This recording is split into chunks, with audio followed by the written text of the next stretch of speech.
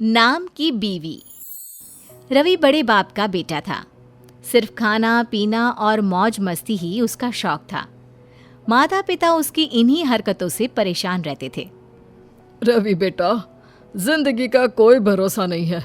जल्दी से तुम मेरा बिजनेस संभाल लो तो मैं गंगा नहा लूं। पापा, गंगा तो मैं आपको वैसे भी नहला देता हूँ। चलिए कल हरिद्वार। हाँ हाँ चलिए जी हरिद्वार, शायद आपके दुखों का निवारण वहीं हो जाए। पूरा परिवार अगले दिन हरिद्वार जाता है, जहाँ उन लोगों को एक लड़की मिलती है। वाह, यह लड़की कितनी सुंदर है। ईश्वर की पूजा कितने भाव से कर रही है। काश ये लड़की रवि से शादी करने के लिए मान जाए। मतलब कुछ भी पापा, मैं ऐसे ही किसी से शादी नहीं कर सकता हूँ। तू लड़की तो तुझे देखते ही मना कर देगी, कहाँ से करेगा शादी। अच्छा चलो माँ, तो शर्त लगाते हैं। मैं उस लड़की को आप लोगों की बहू बना कर रहूंगा। मंजूर? हाँ, लेकिन फिर तुमको शादी के बाद काम करना पड़ेगा, वरना कोई अपनी बेटी तुमको क्यों देगा? अरे पापा, बात को घुमाइए मत। चलिए ये भी रहा, शादी के बाद मैं काम भी करूंगा बस। सभी उस लड़की के घर शादी का रिश्ता लेकर पहुंच जाते हैं। पिता लड़की के माता पिता से कहते हैं, हम लोगों ने आपकी बिटिया को मंदिर में देखा, बहुत ही सुंदर और संस्कारी है। हम लोग दिल्ली के बड़े व्यापारी हैं, क्या आप अपनी बेटी की शादी हमारे बेटे से करवाएंगे? ये तो हमारा सौभाग्य है जी, लेकिन हम लोगों के पास दहेज में देने के लिए कुछ भी नहीं है। वो क्या है ना, मैं पास के मंदिर का पुजारी हूँ। दान दक्षिणा से ही घर का खर्च निकालने की कोशिश करते हैं, पर हमारी बेटी बहुत पढ़ी लिखी और गोल्ड मेडलिस्ट है। लड़के के माँ बाप इस बात से खुश हो जाते हैं और रिश्ता पक्का हो जाता है। शादी के बाद, अरे रवि, इतनी देर रात कहाँ जा रहा है? कहाँ जा रहा है मतलब? माँ, पहले भी तो जाता था ना दोस्तों के साथ, तो वहीं जा रहा हूँ, पार्टी में। अरे लेकिन बहू, वो कहाँ है? वो नहीं जाएगी क्या? पापा, कौन सी बहू? आपने शादी करने की शर्त रखी थी तो मैंने कर ली शादी। बीवी नहीं मानता मैं उसे। अरे कैसी बात कर रहा है बेटा? हम लोगों ने शर्त नहीं, अपनी पसंद रखी थी बेटा। जहाँ जाना है बहू को लेकर जा।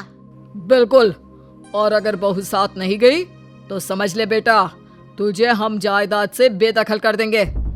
रवि की माँ, बहू को लेकर आओ। सास जाकर शिवानी को ले आती है। सुंदर से सूट में शिवानी बिल्कुल परी सी लगती है। ठीक है, चलो। अब क्या, रवि आगे आगे, शिवानी पीछे पीछे। दोनों पास के होटल में जाते हैं, जहां उसकी दोस्त उसका इंतजार कर रहे होते हैं। अरे रवि, लड़कों की पार्टी में ये लड़की कौन है? अब वो मेरी नौकरानी है। रात को मैं सेफ रहूं इसलिए माँ पापा ने इसे साथ भेजा है। इतनी सुंदर नौकरानी? यार, ये दिखने में तो शादीशुदा लग रही है। अगर नहीं हुई है तो मैं ही कर लेता हूँ इससे शादी। रवि को दोस्त पर गुस्सा आ जाता है। क्यों कर लेगा शादी? शक्ल देखिए अपनी। चलो शिवानी। सारे दोस्त देखते रह जाते हैं कि जिस लड़की को रवि नौकरानी बोल रहा है, उसका हाथ पकड़कर उसे घर क्यों लेकर गया। कमरे में आकर, मिल गया चैन? देख लिया कैसे लोग तुम पर कमेंट कर रहे थे? शिवानी, जो कि बहुत ही कम और धीरे से बात करने वाली लड़की थी, मैंने तो नहीं कहा था जाने के लिए, माँ जी ने भेजा था, और वो जगह अच्छे लोगों के जाने के लायक थी भी नहीं। तो कहाँ जाऊँ रात को? मंदिर? नहीं, वहां तो हम सुबह चलेंगे। देखो शिवानी, मेरे माँ बाप को शादी की पड़ी थी, मुझे नहीं। तो अच्छा होगा कि तुम मुझसे दूर ही रहो, मैं तुमसे प्यार नहीं करता। शिवानी अगले दिन से रवि का सारा काम करती। अरे वाह, मेरी अलमारी है यह, कितनी साफ। मुझे तो विश्वास ही नहीं हो रहा कि मेरे पास इतने सारे कपड़े हैं। रवि बाहर जाने के लिए तैयार हो रहा होता है कि शिवानी उसका नाश्ता लेकर आ जाती है। अरे ये क्या? ये तो मेरा फेवरेट नाश्ता है, किसने बताया तुमको? लेकिन शिवानी कुछ नहीं कहती।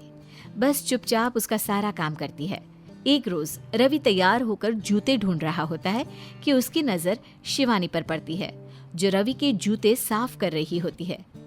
रवि को शिवानी को जूते साफ करता देखकर गुस्सा आता है। ये क्या?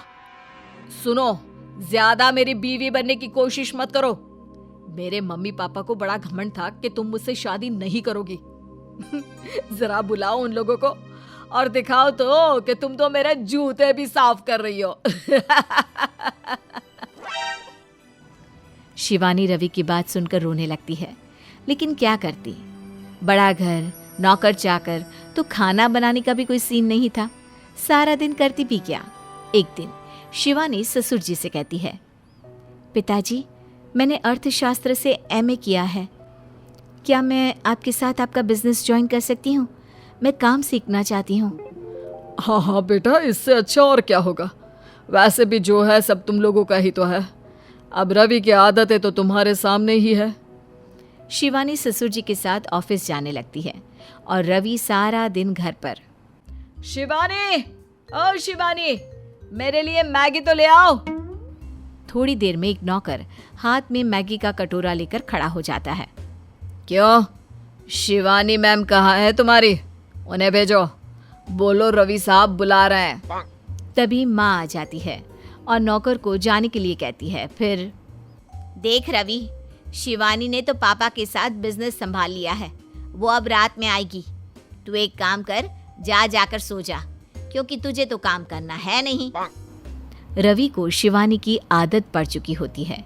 1-2 दिन बाद ही, पापा, मैं भी आपके साथ बिजनेस देखता हूँ। वो क्या है ना कि मैं नहीं चाहता कि कोई भी हम लोगों के बिजनेस को कब्जा कर ले। वो शिवानी की तरफ देख रहा होता है, लेकिन शिवानी कुछ नहीं बोलती। शिवानी, तुम रवि को काम सिखा दो। यहीं अपने साथ इसी कैबिन में बिठा लो और काम सिखा दो। पापा, मैं किसी को काम नहीं सिखा सकती। मुझे भी तो मैनेजर अंकल ने सिखाया था।